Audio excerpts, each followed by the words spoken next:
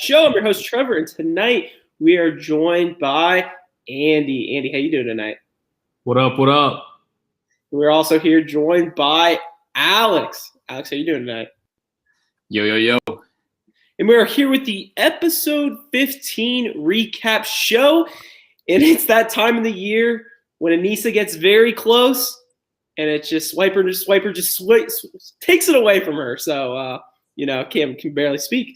But I thought overall it was an all right episode, pretty solid. I think we're kind of going back up a little. Last week, we already got some people already commenting they were in the Redemption House last week. Glad to hear that everyone's back. I know last week was St. Patrick's Day. Chat was a little LVP-esque last week. Had some MVPs, but good to see you guys all back. But thought it was a solid episode. Definitely was way better than last week's shit show. So, Andy, what was your initial thoughts?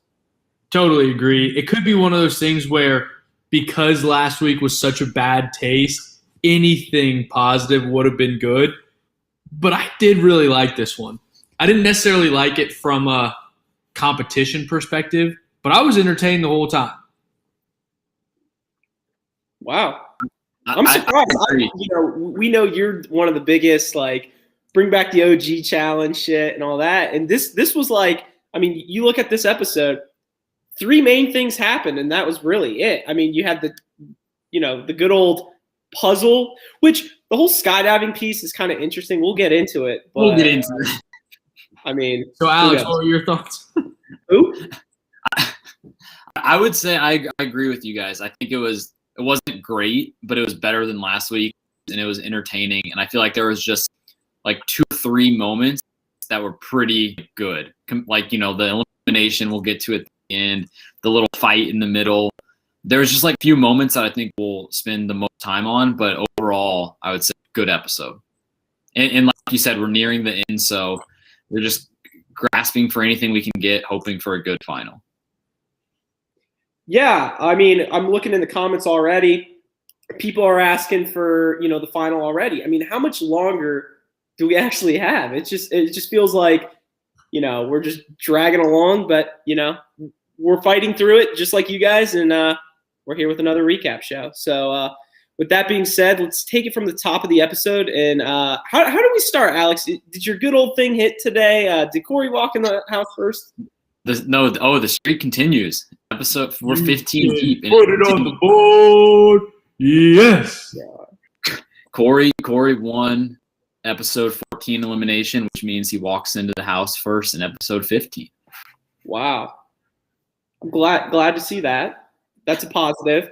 That's positive. I guess kind of before that, nothing really big happens except literally the Big T training. Before the challenge?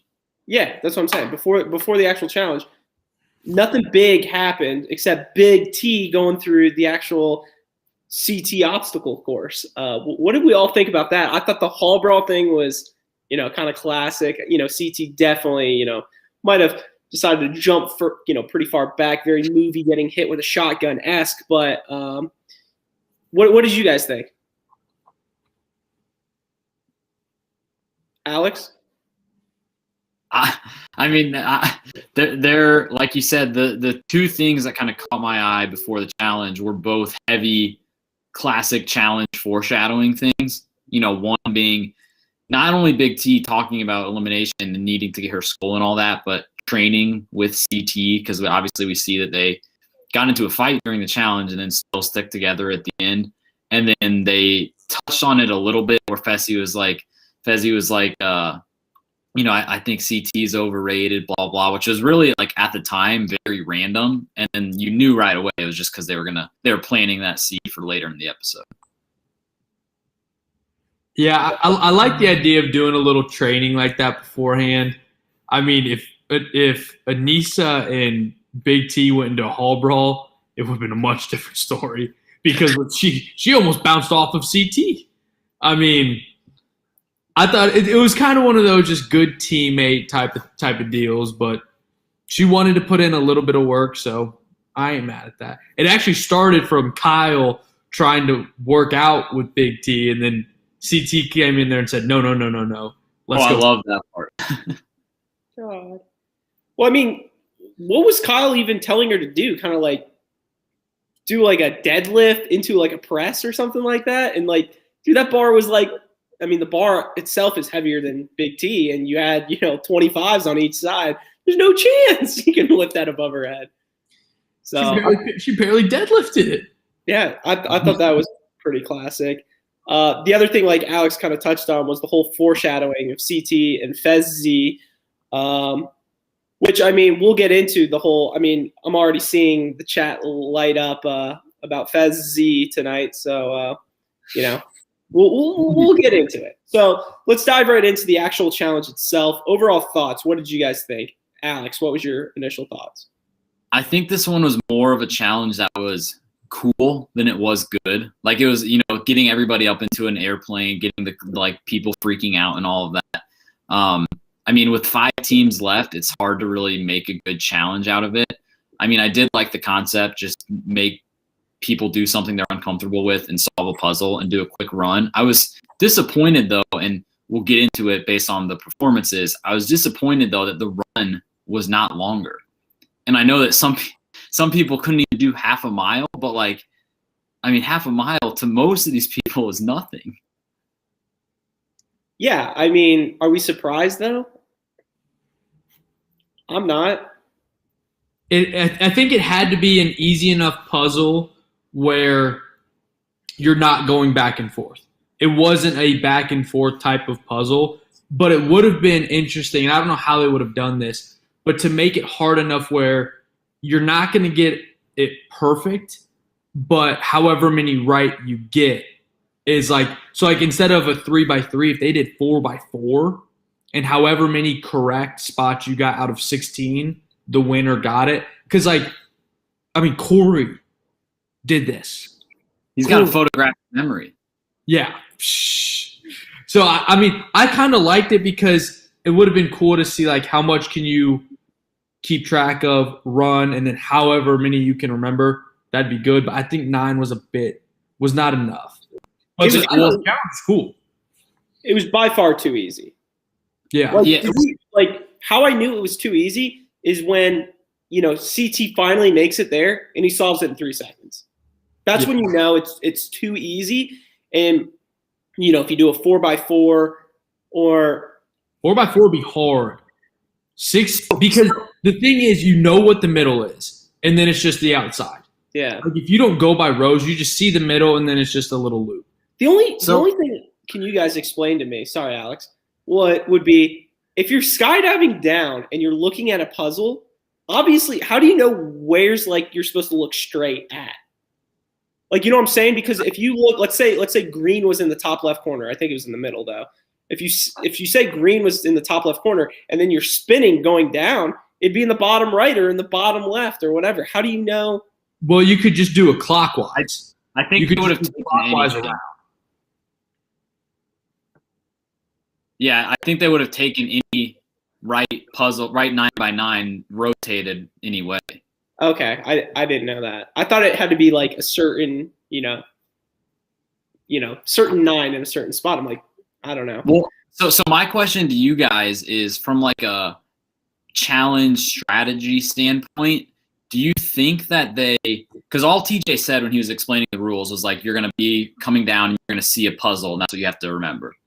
But do you think that they told him or that they told the challengers that it was necessarily a 3x3 puzzle? Because if you would have told them that, then I feel like most teams would have said okay, you get the top row, I'll get the bottom or whatever. Whereas if you just think it's a puzzle, then you're both going to try to remember it independently, which I feel like would make it harder. Yeah, no, I agree. I think he said how many there was. I thought he said there was a 3x3. He might have. I don't know. I could be wrong, but I thought he said maybe he said you're doing a puzzle and they went to an aerial shot of it. So I figured, and we all know the challenge with rules and stuff. The difference tonight in the winners, I believe he said 14 seconds, right? Is that what he said? Yeah. Yes. which might have been the biggest gap in challenge history of time between first and second. It's usually 3 to 5. I would say 5 and 2 is kind of the range. I think. I don't know. You know why I say that? I feel like there's so many 2 seconds. Like I hear 2 seconds all the time. Well, and I see some people in the chat bringing this up about how the challenge went. Did they have a chance to memorize the puzzle when they were on the ground? No, because you couldn't see it. I thought the whole point of the skydive thing. I thought the whole point of the skydive thing was to see the fucking puzzle. That's what they played it up as. But then when they showed people landing, it was right next to the thing. They should have put up a fence. You could have easily put up a fence that you couldn't see over, but you can see down on, and that solves it. But there was nothing like that. And one thing, when you're falling, you're free falling for like 30 seconds. Then you have like 5 minutes to see it when you're literally just coasting. Yeah, absolutely. I'm just blessed. Nobody. Oh, we lost him. Oh, he's back. I'm just blessed we didn't have a whole Jordan 2.0. Thank God we got a whole new skydiving crew. I'm really excited we didn't have any broken legs, whatever. People forget Jordan won that final with 2 limbs. I mean, that's just awesome. So what else do we have, Alex? So the first heat is Leroy and Casey. They put up a very Leroy and Casey performance. They just run right through it. And then I think we have to. I honestly don't know how much time we want to shit on Anissa here because we obviously have the elimination. But I mean, Kyle and Anissa land on the ground. They do the puzzle, and Anissa, she wants to run a final, and she can't run half a mile. No. Not even close to it. She can't jog half a mile. She was walking half a mile. And then she has the audacity later on to tell Kyle that the reason that she stopped was because he stopped. She is just hilarious. That was one of the most pathetic runs. It was a half a mile. And the challenge. Oh, you're doing a 26-mile run or 26-mile bike ride. It's like 20 miles or 15 miles. It's not actually. That was probably a 200-yard sprint, the way I look at it. Oh, my God. That pissed me off. And then the whole Kyle comment was just ridiculous. It's just Kyle was also a half a mile in front of you. So. And then she says, 20 minutes later in the episode that she paved the way for all of these girls to be on the show and to do a pole wrestle elimination. And then it was just terrible. And like I said, I think we have more to give Anissa shit for later on in the episode, obviously, but it was just terrible performance. Would you say her performance in the challenge or the elimination was worse? That's easy. I would have to say the elimination. It has to. And she completed the challenge. She didn't even come close to competing the elimination. I don't want to skip ahead, but I really want the chat's opinion before I forget on this. But Anissa was stuck on that what is it, a pole basically, how to do. How many times do you think Leroy could go back and forth and do? Do you think what's the chat saying? Could have hit 50? We were thinking 12. I think 10 to 12 is right, but maybe it's not until Anissa gets it done, but until Leroy just gets gassed out. But how long do you think Big T did it in? Because did you see how far Anissa went? It was like a slug. Oh my God, it was so bad. How classic is it in the? Oh, we lost them. You got me? You there? Yeah. I think you're live now. Magic Jack. How classic is it that in the challenge, Anissa completed half of it, but the half that she completed was literally falling out of an airplane. It was gravity. Gravity helped her complete half a challenge. The guy just pushed her out the airplane. It was terrible. But let's get into the second heat. We got 3 teams. The first one, Big CT. There's kind of a couple things to talk about here because obviously they were hyping up, how scared Big T was. She does go out, but then she just pulls a very Anissa-esque performance in the run.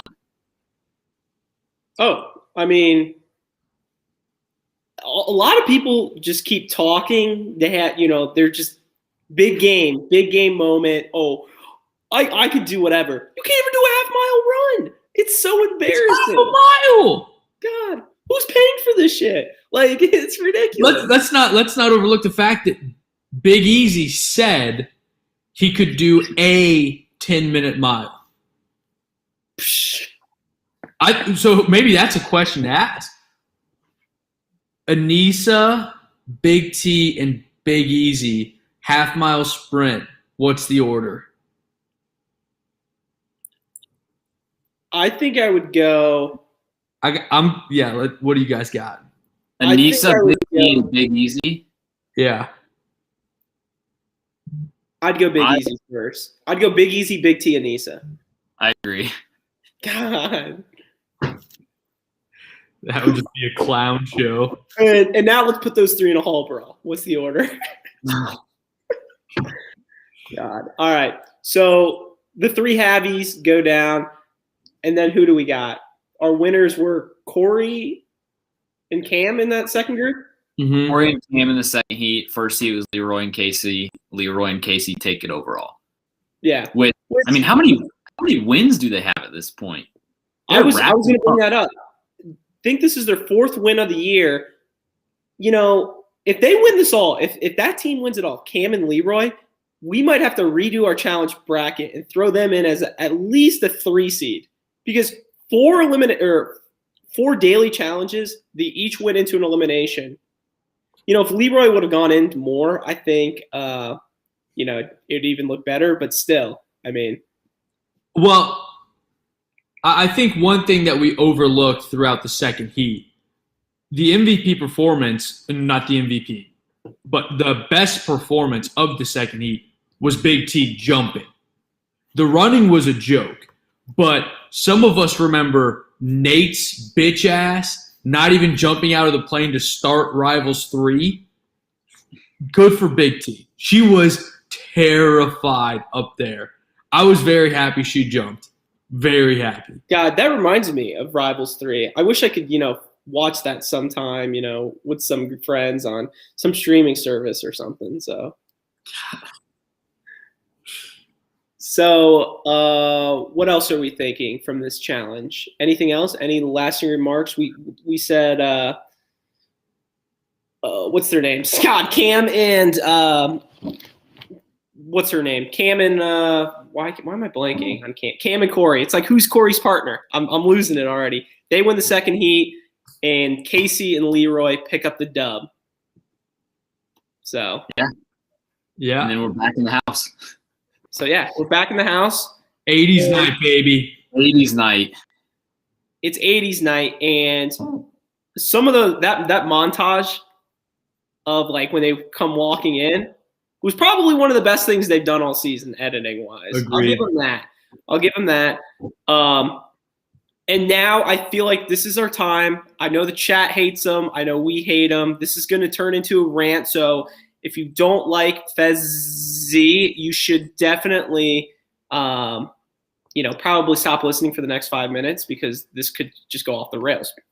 But basically starts out as him in a tutu. Like, how is that 80s theme at all? And Corey, I mean, when they cut to Corey's professional. Boy, Corey. Yeah. He's like, what the hell is he doing? Like, I mean, he's like, he just doesn't get it at all. Corey looked phenomenal, by the way.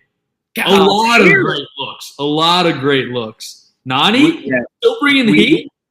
We gotta get a gif of Nani in that little intro with that outfit she had on. God, if only Gabby was still here. God. So we do that. And then we're having a great time in the bar, their little Mickey Mouse dome-esque area, whatever. And then we finally get a good old-fashioned beef between CT and Fezzy. which basically turns into Fezzy just acting like he was saying, hey, I admire you, man, which he was not saying at all. Like, he basically said, I'm here, I'm a big badass from the University of Tennessee. I dominate. I'm a D1 athlete. I'm so good. I'm basically the male version of Lolo Jones. I dominate anybody, and if anybody comes in my way, Chattanooga, I will literally step in there and step on their throat and win in final. The only reason why it was remote and close was I was in 5 feet of snow. Shut the hell up, man. Shut the hell up. Shut the hell up, man. I mean, the whole conversation started. Fezzy later on tried saying that he was trying to give him a compliment. He was telling CT, I'm coming for your crown. That's how it started. So, like, that's not a compliment. If he's trying to say, well, oh, you have a crown, that's a compliment. Psh, get the fuck out of here. If you start a conversation like that, you're doing nothing but poking the bear, trying to start a fight. It does nothing. Like, and throughout, like, once CT got fired up, Fezzy was like, oh, see, but you're getting all riled up. Like, you're getting all riled up. See, you care. You're worried. You're nervous. Buddy, if you honestly weren't scared of CT, you wouldn't say shit to him to begin with. You wouldn't have started that conversation. Is he going up to Kyle, telling Kyle, hey, dude, I'm going to put you in the fucking dirt? No, because he thinks he can. Can he? I don't know, because we've talked about this. Kyle's a good competitor. But the fact that he goes out of his way to tell CT he's pushing him out and he's taking over is the exact same, like, thought process of Fezzy saying, see, bro, you're getting worked up. It's like, why even bring it up if you're not somewhat nervous? I hate it. And Fezzy, like, in some of his confessionals, he was talking about, like, how he thinks CT is washed and all this. And, like, if you think back a season ago, I guess he's basing some of this off of that, elimination loss that CT had to Jay. That was like episode 2 or 3 or whatever. And then Fezzy really does nothing the rest of the season besides beat a one-handed Jordan in a pole wrestle, and then finishes behind Kyle and Bananas in a final. And he's trying to talk shit to CT. And, like, it would be one thing if CT had not won a season, since, like, Rivals 2 or something. But, like, he won fucking War of the Worlds, like, 2 seasons ago. He's won 2 out of the last 4 or 5 that he's done. And they're pretty recent. So, I mean, this guy just has no idea what he's talking about. And good for sticking up for himself for that. Great for CT. The problem is, in one of Fezzy's big things, too, was that he put CT on his back on that semi-elimination where, or not elimination, but just challenge, where that wasn't the challenge. The challenge wasn't pin someone. It was very different. And that was when Nicole hurt her shoulder. People forget Nicole was on this season. But he was talking about, oh, bro, I put you on your back. Who gives a shit? It's the challenge. Just because you're a big dude and you're strong does not mean you're good. Go ask Tyree. Like, just because you're a big guy does not mean you're good at the challenge. Until Fezzy proves something, he better shut the fuck up. Because this is just, like, stupid. It really is. Like, for him to be coming at and CT even said, the past 5 seasons, I've won 2 of them. Yeah. That's incredible. Like, yeah, and that challenge he brought up was from forever ago. Like, it would be one thing if that challenge was like I think they ended up tying on that one. Like, it was a draw. So it would be like one thing if the challenge that he brought up was like last episode, and because of it, Fezzy got power or something. But, like, this one was from episode 3 or 4. I don't think either of those 2 teams won, and nothing came from it. So clearly, Fezzy just, like, wrote it in his diary right behind, the playing football for University of Tennessee. And then he just kept it in the back of his mind that if they ever have an 80s night party and he's going at CT, he's going to bring this one up and say that CT is old Chattanooga and that he, like, he's going to be the next face of the challenge and all that. It was just a bad look for Fezzy. Which I was not surprised at this point. I mean, the dude sucks. This solidified me never wanting to see him on the show ever again. Not saying that I think that's going to be the case. I never want to see him on the show again. Add that to the list of, like, half of the competitors on this season never want to see him on the show again. No, I think there's some people you don't want to see, but there's some people you actually like hate, and he's one of them. Like, you probably get 1 or 2 a season. He reminds me of so much, and I don't know why, of Paulie. Like, Paulie is just like the complete douchebag. You like Paulie, Andy? No, just different. I mean, Paulie's half Fezzy's size, but No. totally agree. Like, the personality, how he talks, the game, and all that. Yeah. That's how I feel. Jesse Adams wants to know, Andy, would you rather have Fezzy back or Nam back? Nam. Pikachu? What? Pikachu? I really do think you could ask me that question, Fezzy or insert name here, and I'm taking Josh. whoever you take. Josh. Ooh. I would love to see, and we've talked about Josh. We shit on Josh all the time, but I want to see Josh on the next season. I've said that before. I enjoy watching him just because he's such a fucking goof. What is it, goof? Yeah, the goof. Yeah. The goof. I mean, he's hilarious because he's kind of like, and he thinks he's good. Remember, he thinks him and Wes have a rivalry, but he's still just like, you can laugh at him so easily. And he is also still like kind of a nice guy. Like, even though he is a goof and he's out of touch with everything, he is a nice guy. Like, Fezzy or Amanda? He's just an asshole. Fezzy or Amanda? Amanda. Freckleton? Freckleton. She's awful. I can't stand her, but she also, well, I can't say she doesn't go yapping and barking her mouth because she does. But, I mean, Fezzy literally just pisses me off so much. Hey, chat, what would you guys think if we got him on this podcast? Like a live stream with him? Should we do that? Just try to roast him and see how long he lasts? Or what? Who else would you guys want to see as Trump? We're in talks with a few people right now, and we want to know who you guys want to see on the podcast. Obviously you guys know we've talked to Josh before. We've talked to Kellyanne. She has a season coming up, and we'll get into We Want the OGs in a segment coming up. So let us know who you guys want, and we'll go from there. Oh wow, a lot of yeses flying out. He hang up. Nope, McCord doesn't want it. All right, so where else were we, Alex? I mean, I think at this point we basically covered everything from the time the challenge ends to the cast walking into elimination ground, right? Correct. I mean, they have the little deliberation, and this is when Anissa cries and says that she paved the road for all these girls to get here. But it was just, like we've had basically all season, in deliberation, you know who's going to go in. Yeah. I mean, I'm not surprised. And, I know a lot of you guys were still hungover from last week of St. Patty's Day, so I hope you guys listened to the podcast. But we hinted at it. I thought the move Anissa did to throw in Corey was a bad move just because she has that's her only friendship. You might as well get big players out of the game now because they don't have your back. And that was a given tonight. Nobody had her back at all. Leroy wasn't going to help her. Kyle didn't even vote for her. There was a 0% chance. So I'm not surprised, and I just think the move was stupid. So, Andy, anything?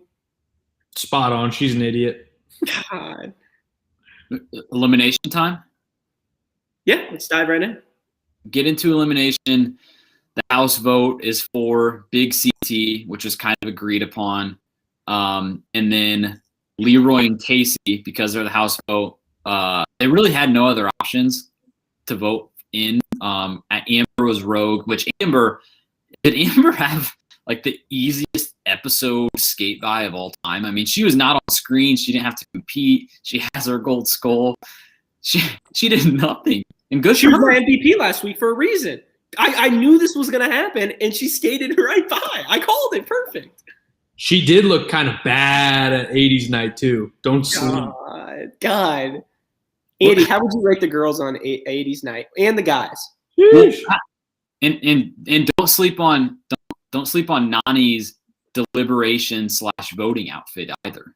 God. Oh, my God. Is that Nani from 2021 or 2011? Jesus. So anyway, Big CT is the House vote. and then Leroy and Casey decide to vote for Anissa and Kyle. And then, I mean, I'll just kind of stop there and we can all talk about the elimination because it was just hilarious. I thought the best way to describe the elimination, and I don't know if you guys saw this on our Twitter or not, I think this is the best way to describe. And this was a tweet by Andy himself. So if any slack or, people are pissed, Anissa always says, everyone underestimates me and stuff. But this is how I look at that elimination right there. I mean, just what a tweet. What a tweet by Andy right there. I mean, she was not moving. I mean, we're seeing people in the chat saying that was one of the most embarrassing eliminations of all time. It was up there, and it was not worse. I still think the worst elimination performance of all time has to be the soccer performance. That has to be the worst, right?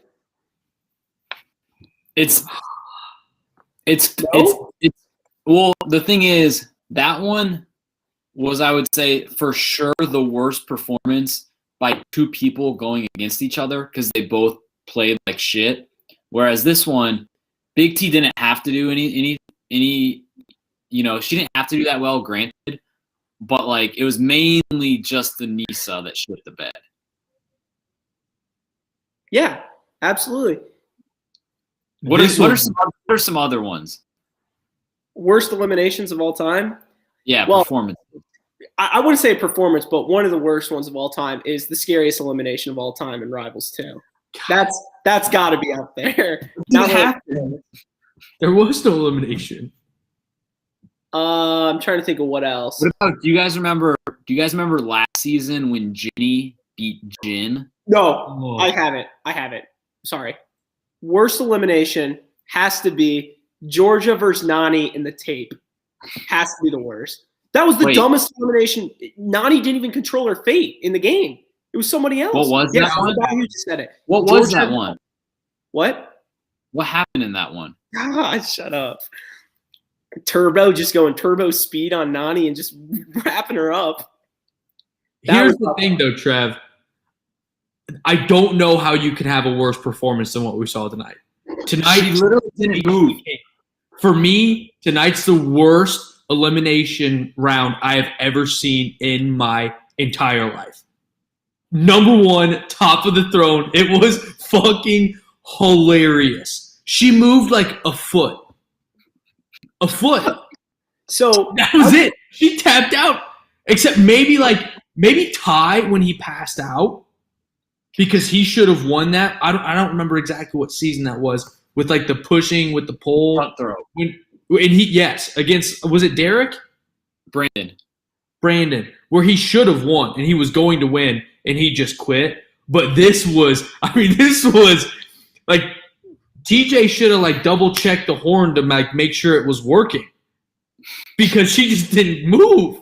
It was hilarious how bad it was. For me, it's the worst performance ever. That was really bad. And I brought it up earlier, but seriously, guys, how many times do you think Leroy could have finished that, like, laps?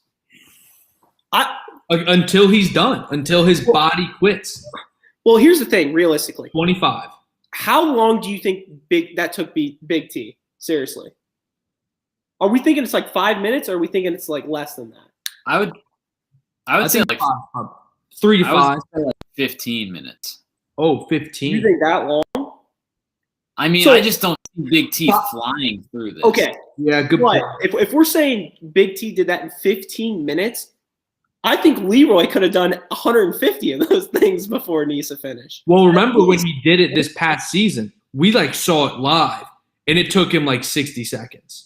Yes, it was. No, it was not 60 seconds. It was like 30 seconds, and it was double the length and stuff.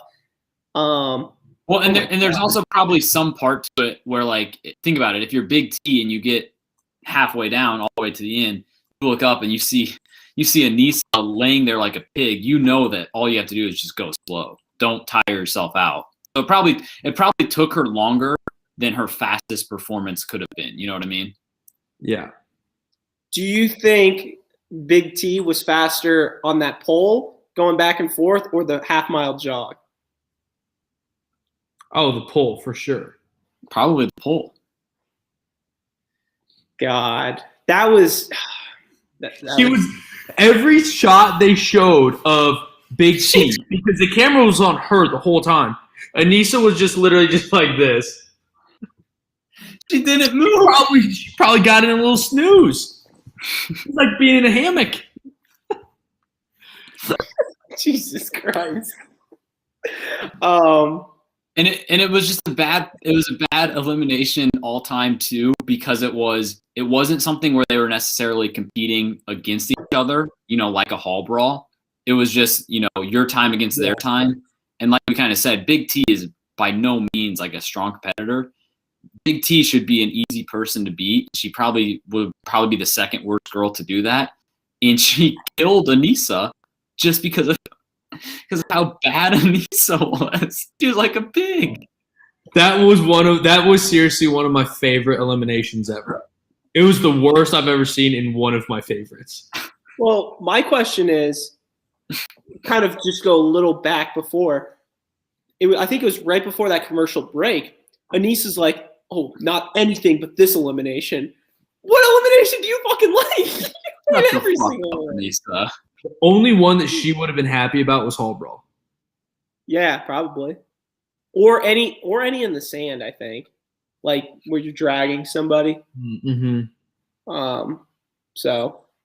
But this was the only one that she would not do good at. She was hanging there. God. I kind of picture like production wrapping up the elimination, but Big T wins, and then just kind of like cutting off the strings, and Anissa just falls to the ground. Whereas like he gets on like the platform and walks down, and they just cut off Anissa. I wish, if Anissa wasn't liked and like Tej didn't like her, if it was like, one of these rookies, how classic would have been like, yo, Anissa, great season, but your time has your time has come.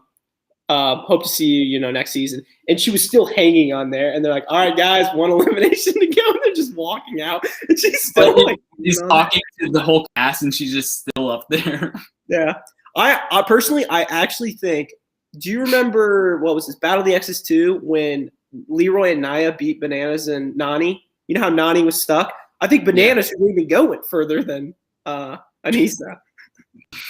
He didn't even go. Neither did she. Yeah. What do you think the cast was doing up top watching that? When they see Anissa and they had to have been laughing. No, you know what it was? And I think it was really good editing by them. What happened was, when Tej was like, I'll see you guys at the next challenge or whatever, and they all fall backwards. They're like, "Oh, we have to do another one." That was the actual elimination. Oh, that's good. God. But yeah, not much. Go ahead, Alex. You could have given her all the time in the world, and she'd still be up there. She would have been dead by now, but there's no chance she was ever completing that thing.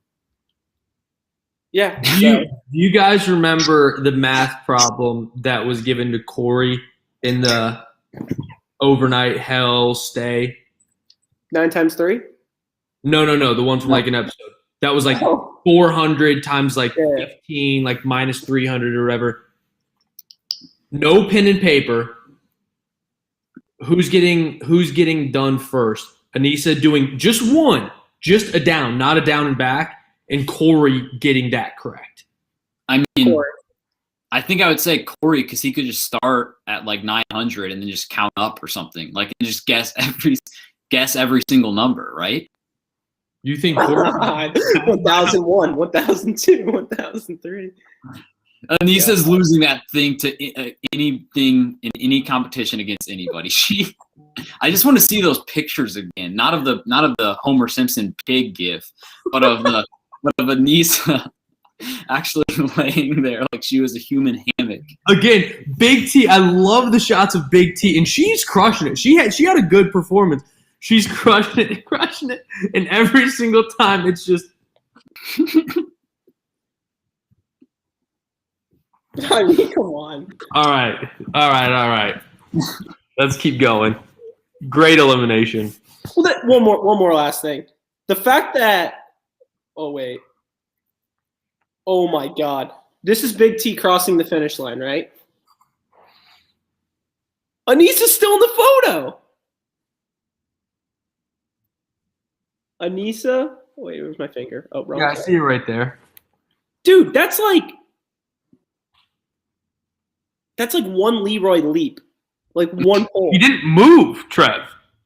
I didn't realize it was that bad. He didn't move. God. All right, so great elimination. One of my favorites ever. Big T wins. What? I was just going to say, this was a high point of the episode. As bad as her performance was, that makes for an entertaining watch. Absolutely. But go ahead, sorry.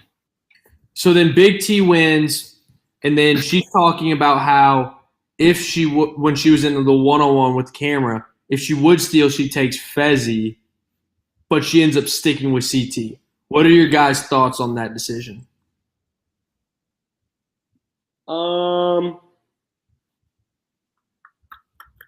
What do you think about, you said CT getting picked by Big T? Yes.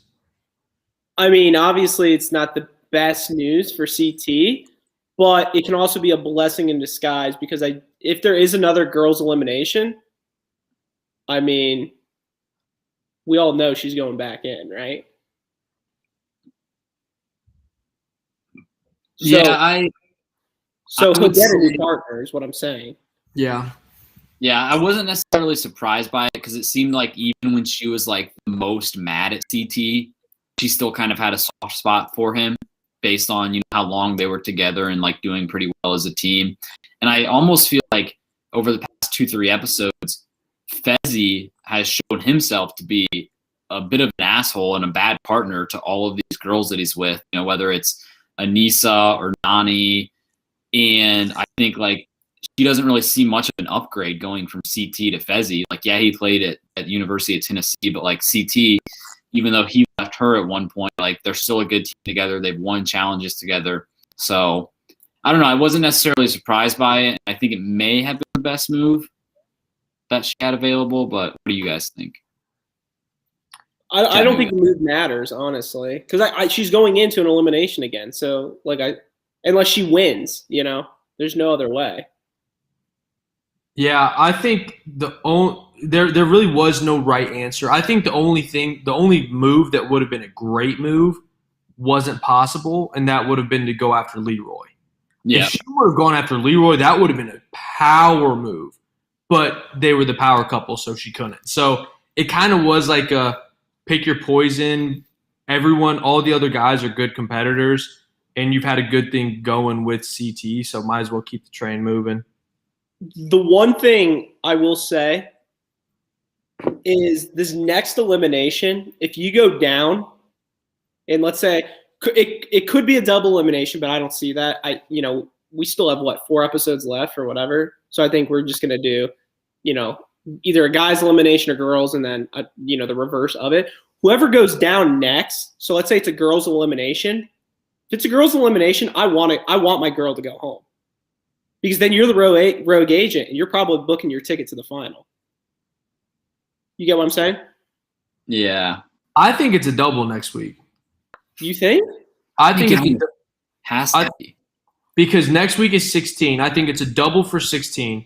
Then there's 4 teams left, and they'll do the classic right before the final. They cut another team, a la X's 2.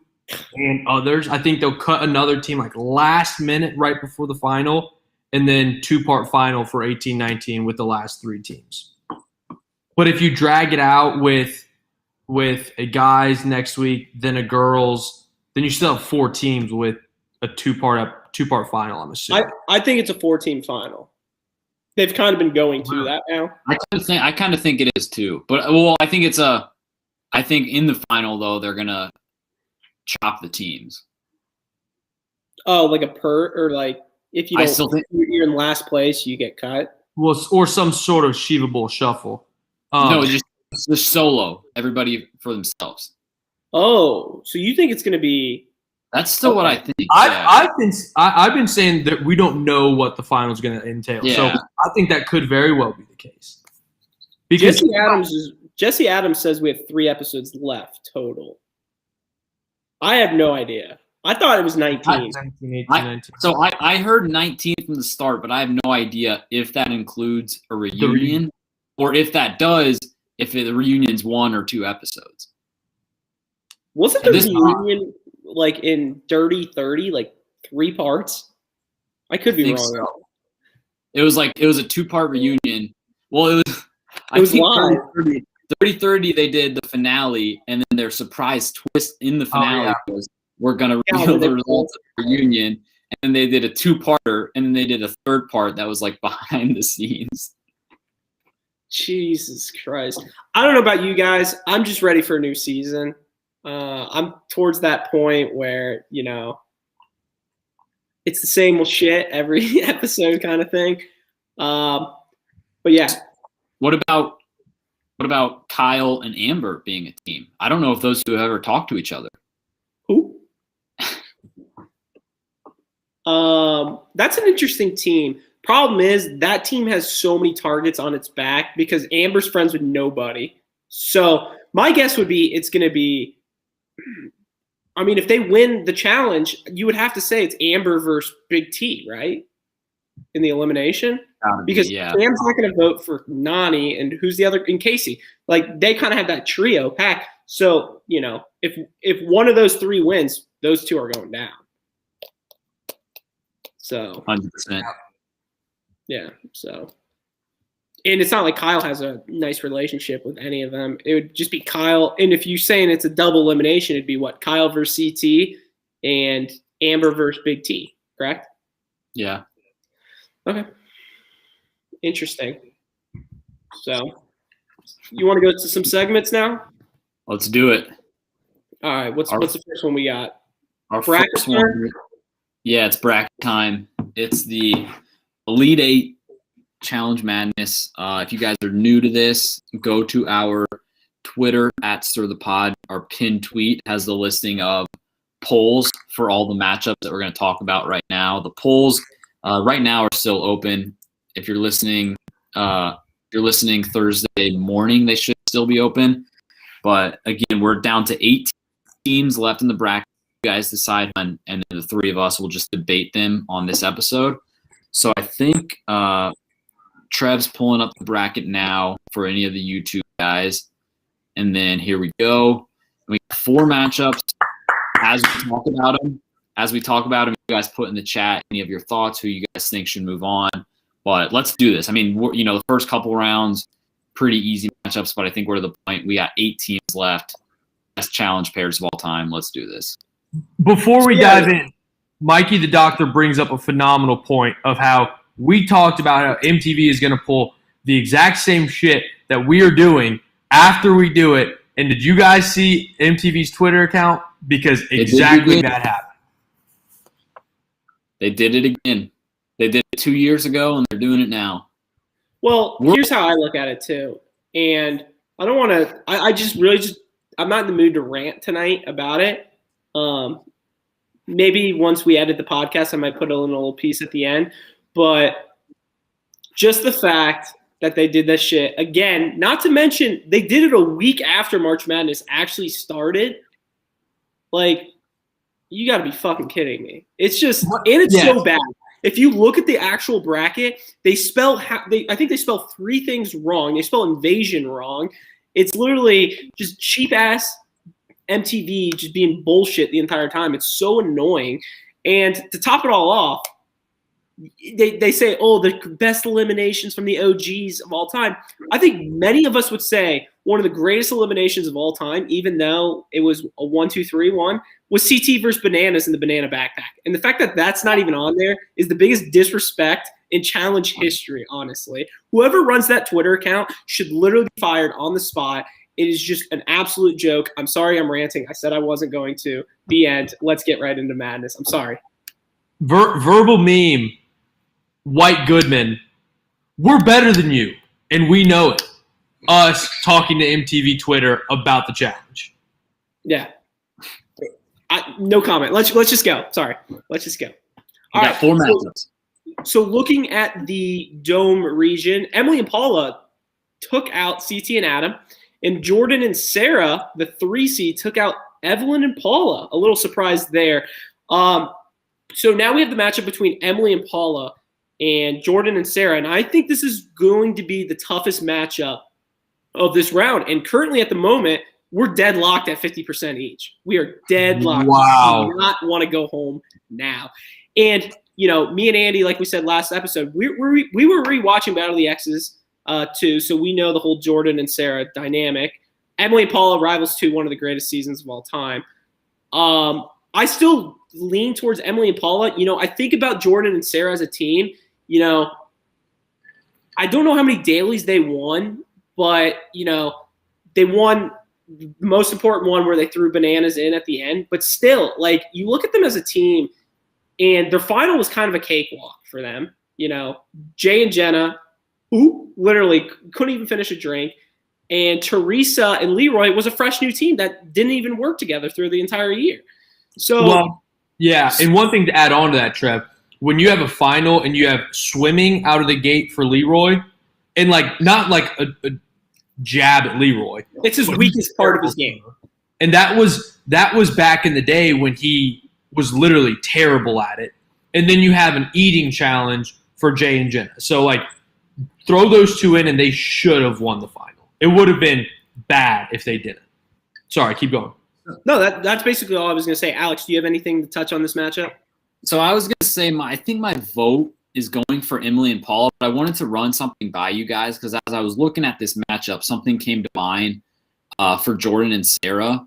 And I want to get your guys' take because when I think about Jordan and Sarah, I don't know if what I'm about to describe hurts or help them, but I think the voting might be impacted by the fact that teams from that season, Leroy and Naya, Bananas and Nani, Wes and Teresa, even Adam and Brittany, good rookie performance. Whereas when you think about the girls teams from Rivals 2, it was just Emily and Paula. So do you guys think on one hand that kind of helps Jordan and Sarah because it's they beat a lot of really good teams, but on the other hand, it's when you think about that season, you think of a lot of teams, whereas you think of Rivals 2, you think of Emily and Paula being dominant. So where do you guys stand on that? Well, I would say realistically, I would probably take any duo girls. I would probably take Emily and Paula over. I would take them over Cara and Laurel. I think Emily is the greatest challenge girl of all time. I've said it. And I think those two how I look at it is Jordan and Sarah, yes, they were a very smart team. But when I think of the challenge, I think of who gets the job done, who goes in, wins the challenges, wins the dailies, wins the elimination, wins the finals and stuff. And that's exactly what Emily and Paula did. I actually don't think they went into an elimination. I think they kind of swayed Jordan and Marlon, I believe, at the end. But I think they won 7 daily challenges that season. I just think they just earned their stripes. And Jordan and Sarah, good team, don't get me wrong, but I just think Emily and Paula are the stronger team. Yeah, I lean more towards whoever you remember is most important. And when you think of that season, you think of Emily and Paula. Whereas when you think of X's 2, you think of everyone else. So, the fact that they are who sticks out, I think that's a plus, even though it might have been a little softer competition. Because, the challenge, anyone can go home at any given time. If they went up against a weaker team and a puzzle got thrown at them and they lost, it's not a great season. But that just never happened to them. They had the political game. They were dominant in the challenges. When you think of that season, you think of Emily and Paula. The fact that I think that proves why they're a 1 seed. Yeah. And go ahead, Alex. Sorry. I was just going to say Emily and Paula is the perfect example of preseason. They're by far the favorite. They're by far the number 1. But they prove it throughout the entire season, which in the challenge world doesn't happen a whole lot. But they were they had high expectations and they met them and probably exceeded them. Yeah, absolutely. A wise man once said, promise big, deliver big. But going back to Trev's very, very first point, right now we're deadlocked 50-50. So if you guys haven't voted, go get your votes in right now because it is going to come down to the wire. Yeah. Going to the next region, we had Coral and Evan beating Jordan Marlin, which I'm a little sad about. I'm a big fan of the Jordan Marlin team. And then probably the biggest domination voting, I think, last week was CT and West just absolutely murdering Ashley and Hunter. So then we bring up the good, well, it's Coral and Evan versus CT and West. And currently at the moment, this is a blowout. This is 84% for CT and West, which, I mean, CT and West, there's not much to say. I mean, very similar to Emily and Paula. I mean, they played a great game, won it, versus a team that didn't even win, but they won, 5 daily challenges and then an injury. It was like, I mean, we got 5 out of 7. 5 out of 7. I mean, we kind of bring it up, and not to mention they were hurt during that too. So kind of the best that never was. I like, this is such a hard pick for me. Just because if Coral and Evan stay in the game, they probably won't win, honestly. But since they had to leave, I think I have to go with CT and West. This is, in my mind, Coral and Evan were one of not just the top 8 teams of all time, but like top 3. I think they should be in the Final Four, but they didn't win it all. They got sent home, and CT and West were just on this season. This is one of those classic where you got to think about who people know and who people like. Coral hasn't been on in ages. Evan hasn't been on in ages. So, like, you got to keep that in mind as people are voting for these. CT and West were literally on this season. And they were great. They were, like, no knock against them. Great team. Won it all. Coral and Evan did not. But Coral and Evan were so damn good. Alex? Yeah, no, I agree. I think if Coral and Evan wouldn't have been hurt, I think it's safe to say they would have won that season. And if they would have, I don't think they're even in. I think they're skating their way to the Final Four and to the championship. I just think, I think like Andy said, the name factor with CT and West is a big thing. Coral and Evan in this bracket kind of remind me of that 1 seed in March Madness that's like from a mid-major team that has like 2 losses all season, but they're playing worse competition, and then they play like a good 3-4 seed in the Elite 8 and then lose to them.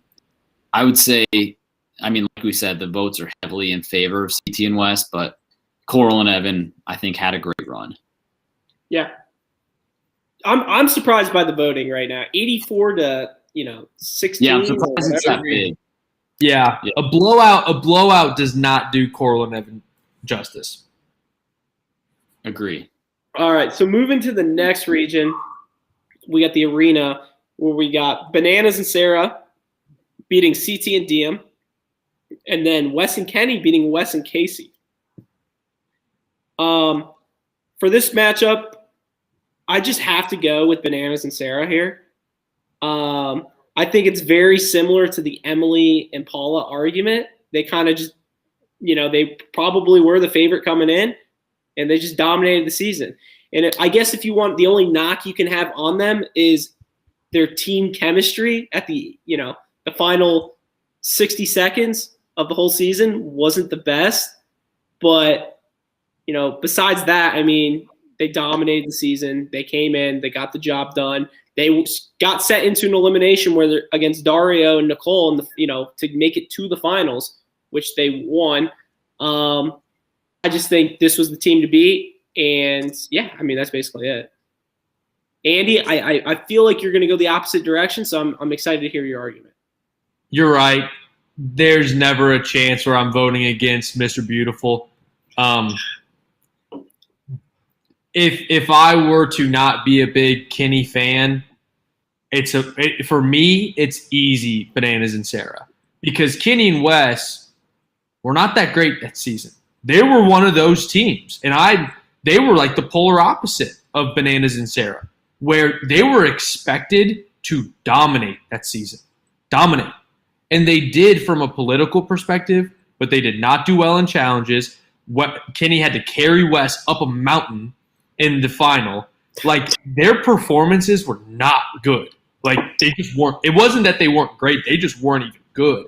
So, like, if you just look at it on paper, I mean, Bananas and Sarah dominated from the start in their season. So if you look at it like that, which I think most people do and maybe even should do, I think it's Bananas and Sarah easy, but obviously my vote's for Mr. Beautiful. Alex, where are you leaning? Honestly, I don't know yet. I think there's definitely a really good case to be made for Wes and Kenny here. And I think two of the main things are you look at the competition that Bananas and Sarah had, and it really just was not a lot. I mean, his biggest competition was his own cousin, and then Wes and Nani, who's never won anything on the show. Like, past just in general, and, you know, you got Leroy going home early. Like, you have some good teams, you know, getting DQ'd early. Like, I just don't think Bananas and Sarah had the greatest competition. And granted, the second half of that season, they absolutely ran by everybody. And then you look at Wes and Kenny, and it's interesting because, like Andy said, they did not do good in the challenges, but it was from the time of the challenge where being last place meant that you went into elimination, and they won 2 eliminations, which, like, they obviously were there because they shit the bed in the challenges. Played a great political game, and then they also got screwed in the final because if you remember, they had a huge lead after the challenge introduced kind of the 2-day final, and they gave Wes and Kenny like a 1-minute head start. Tolerable, and you could watch her without wanting to, like, claw your eyes out. She actually wasn't that bad to look at either. So, I mean, this was, in my mind, prime Cara, not in terms of when she's her best, but when she's her best in my eyes. But I'm going Bananas and Camilla. Gotcha. So is that it? Anything else? Just, you know, the voting's up until about, noon tomorrow, noon Eastern tomorrow. So get your votes in. It is our pinned tweet. And yeah, if your favorites want to make the finale, you know, vote for them. So yeah, it's entirely up to you guys. And then next week we'll have the final 4 matchups, 2 matchups. Yeah, you know, if Emily and Paula lose, I might have to pull a little COVID card on Jordan and Sarah, and, you know, bring back Emily and Paula for the final 4. But, you know, that's just sometimes how it works. So we'll get into that. All right, what other segments we got tonight? I think we just got MVP, LVP. Before MVP and LVP, then, if that's all we had, I do want to talk to the chat and you guys. What do you guys want us to do for We Want the OGs? What do you guys want us to recap it? I mean, we all have access here to a Paramount Plus account. So we can watch it. If we just don't want to be wasting our time, wasting your time. If you guys don't want to listen to it, we're open to Mount Rushmores. Like we said, we want to bring you guys on to podcasts. Some of these, Jesse Adams, right? Alex Shitty Magic Jack, absolutely. What do you guys want to see? And Andy, I'll start with you. Would you want to recap? Do you have any excitement for We Want the OGs? So here's what I think there's 2 paths to go down. You kind of talked on both, but if the chat and the AWLs want to do some sort of involvement with all-stars, not OGs, chat, all-stars, because they want to figure out the greatest of all time, even though all of them are shitty competitors. Well, Kellyanne. Part of the program. Yeah, Jimmy. FOT. If we do that, I think the way that we would do it, because I don't think it doesn't seem like a decent amount of the chat, and I'm assuming a decent amount of the AWLs have access to Paramount Plus. So I think what we could do is do like 45-minute episodes every week when they come out and talk more in depth of what happens, not necessarily how we react to it, if that makes sense. Because like when we get on now, we take like bits and pieces of what happens and break it all apart on what we took away from it. But we could do like a Cliff Notes version of the episode, just so that way the AWLs know what's going on. And then we can do like a 20-minute, this is what happens. These people were getting involved in drama and shit. This is the elimination. This is who went home. but not really break it apart a whole lot, and then only spend like maybe 15 minutes or so talking about like our collective thoughts on it. I think that's the approach I would take, because if we do this type of episode for that, I don't think a lot of the AWLs will have seen it and be able to know what we're talking about. I think the second option would be Mount Rushmore season. I bulge at Mount Rushmore season. That's what I would go. But I'm open for anything. Everyone knows we'll do whatever the AWLs want to do. I think I'm like 50-50. I'll do whatever. I think it'd be kind of sweet, and I don't think we're allowed, but just kind of fucking around and saying, let's just do it. What if I pulled up Paramount Plus on here and just started streaming it? 8 o'clock Eastern every Wednesday. We're just like, let's just ride out these vibes, see what happens, and we just watch the episode. You might get some knocks on your door after that. God, well, hopefully they can't find me.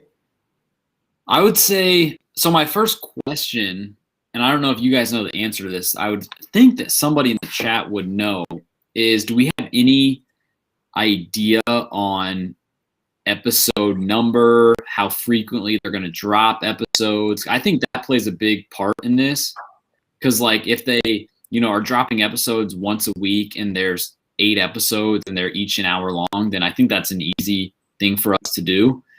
I think it just kind of depends on what their cadence is and everything, so we'll wait to see on what kind of some of the chat says here. No matter what we do, if we decide to recap or summarize the show, I would say we enter it, the three of us, with our listeners agreeing to this. We enter it, though, with a caveat of, if it sucks, we're just going to bail.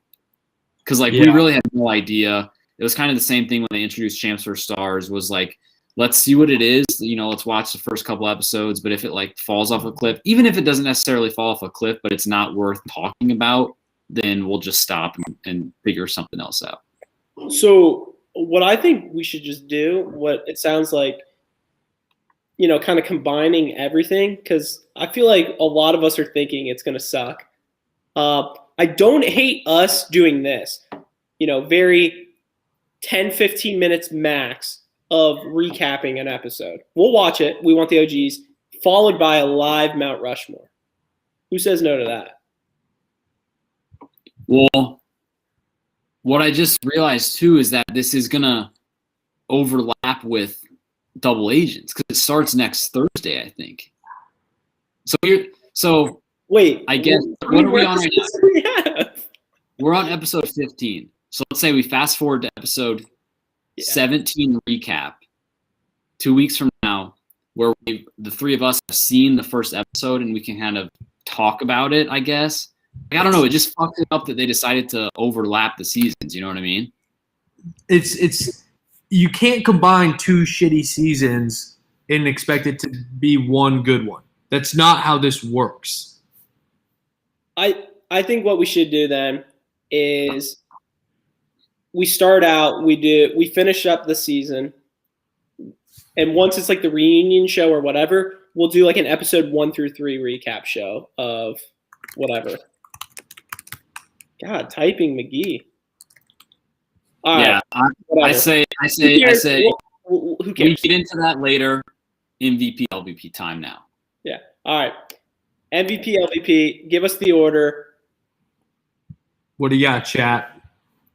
Jesse, if you want to rant, you put Andy last for MVP, so he gets the first LVP.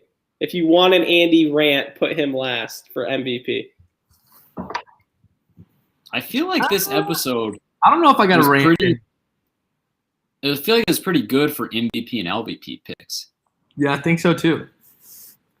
I'm curious to see what your guys' answers are. ...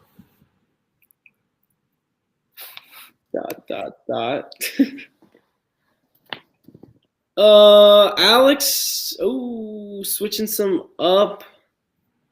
What do we got? We got a couple options coming in now. Jesse came in with the first one. I think we roll with that. Okay. Yeah, and then it looks like we got Alex, Trev, Andy is the order. I'll go MVP first. I think we're all good with that. And again, you guys give us your picks in the chat. Episode 15, MVP, LVP. I'm going to go MVP of the episode. I'm going to go Amber B. She didn't have to do literally anything. I think her best performance of the night was maybe her 80s outfit. I think she was in that montage, and I think it was pretty bad.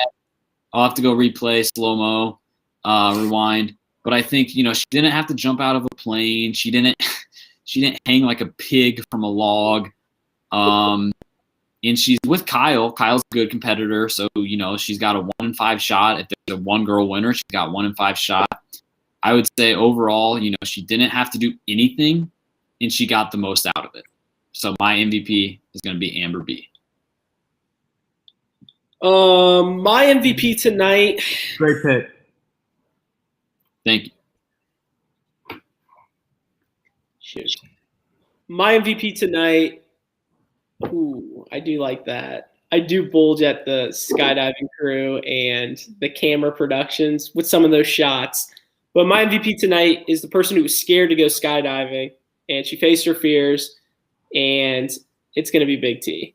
And, there's a lot to say about Big T this season, and I think she's definitely earned her stripes to be a castmate for the upcoming seasons. She's not the most athletic, as we saw in her jog, but she's great content. Tonight was a great episode of hers.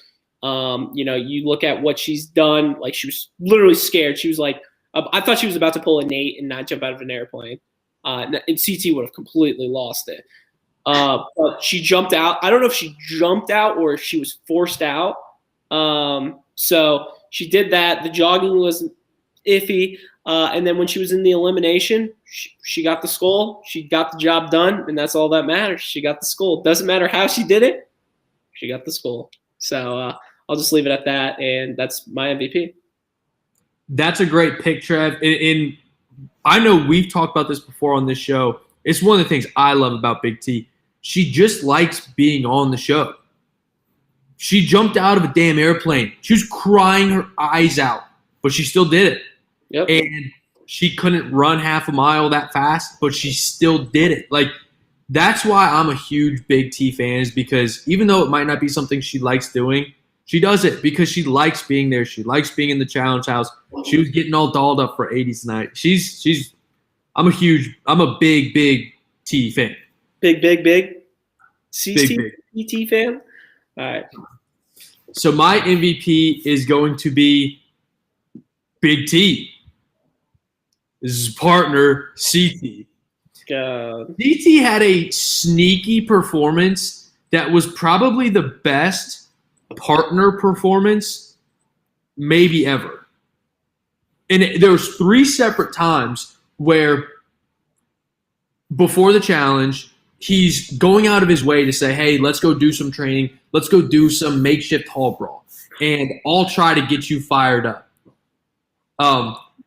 I'll try to get you in the right mindset to go into elimination. That's awesome. That's such a good partner. No other partner would do that on the show. In terms of anyone just trying to support their teammate, no one would do that. And then when they're up in the plane and she's bawling her eyes out and she doesn't want to jump, and he's sitting there saying, Big T, if you do this, you will be a bad motherfucker. He's up there hyping her up when she needed it. And I'm sure that helped her gain enough courage to make the jump. And then when she wins the elimination, he sprints over there and carries her and says, great job. You killed it. You got your skull. CT had the best wingman performance that I can remember. Yeah, could not agree more. Good pick. All right. LVP. Oh, God. Am I kicking us off? Yep. God. So there's 2 that I'm just so damn torn. I'm honestly kind of mad that I went first because I didn't want to have to make this decision. I'm taking whatever you don't have. So yeah, I have to give it to Anissa. I have to.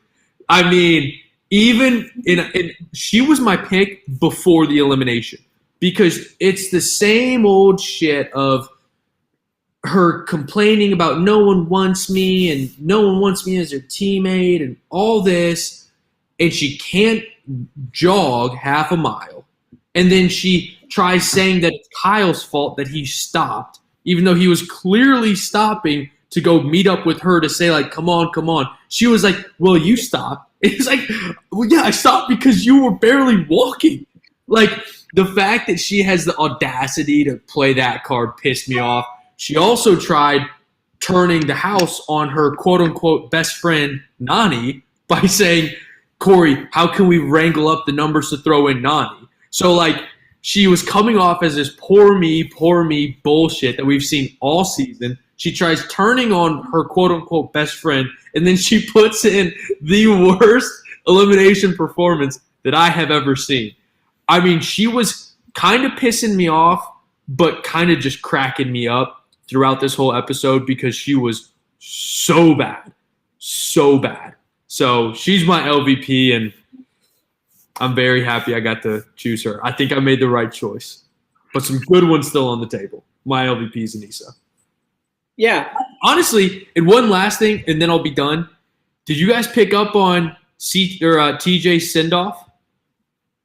Whenever these vets have been going off, you know what, Teresa, you couldn't make it, but you're a legend in the game. Hope to have you back soon. Darrell, you know what, it wasn't your time, but you're still one of the best to ever do it. Anissa's was, it wasn't your night, but you're still a vet. You're a vet. 14 seasons, and her send-off from TJ, I mean, that was the hope. I hope this is the last time we see Anissa. Well, on top, you have to remember Andy, all-star, one of the greatest of all time. I feel like Alex goes a lot. They copied our bracket. It is 10 times better. Their presence is 10 times better. Their word is. I'm keeping track. Well, thank you guys for listening to a brand new. Wow. All right. If you wanted to give Fezzy an LVP that bad, it would have been. I just feel bad that I feel like you're all, and we really haven't heard you rant that much about him. The chat hates him. Everybody hates him. But everybody hates him. I'm just going a different route for my LVP. God. Okay. Let's see your LVP. My LVP, I'm going Nani's Iceland wardrobe. Okay, you're gonna have to. What I mean by that are all of her clothes that are meant for colder climates, which she wore at some points in this episode. But if you think back to that 20 minutes in the middle of the episode, and you had the 80s outfit back to back with that deliberation outfit of that little of that sports bra and those yoga pants that she had on, like, compare those types of wardrobes to, you know, those big fluffy coats that she had out during elimination and everything. It's an easy pick. My honorable mention for MVP would have been those outfits, so I'm going the other route for LVP. That was one of the biggest stretches I think I've ever heard, but I love the pick. It's a good pick. So, any honorable mentions or anything? I see some honorable mentions for Andy's rant as normal. Fezzy's of the world, CT for an LVP. One thing I want to add on to the CT for my MVP was the fact that he stood up to Fezzy. We saw old school CT tonight. We saw, like, I will rip your face or smash your head off and eat it. Like, that's what we saw tonight. So good for him for still having that fight in him, because I don't think Darrell has that. Darrell does not have the same beat the shit out of Brad in him today. CT still does, I think. Yeah, that challenger writes LVP repeated eliminations again. I mean, we said it last week. I mean, it's comical at this point. It's kind of ridiculous. Trev, you better make sure you put a giant Paramount Plus logo to your bracket. No, I will never put another logo besides R because we're 100% free. We do this for the goodness of our heart. We don't care about the ad revenue or anything like that. We're 100% dedicated to you guys, and I would never sell out. Well, if the price is right, maybe. But, take the money and run. Yeah, maybe take the money and run. So with that being said, Thank you guys for listening to a brand new Stir the Pod podcast show. I've been your host, Trevor. Follow us on Twitter at Stir the Pod. We'll be back next week with episode 16 recap show. Thank you guys. Love you guys. Shout out Duffy. Bye-bye.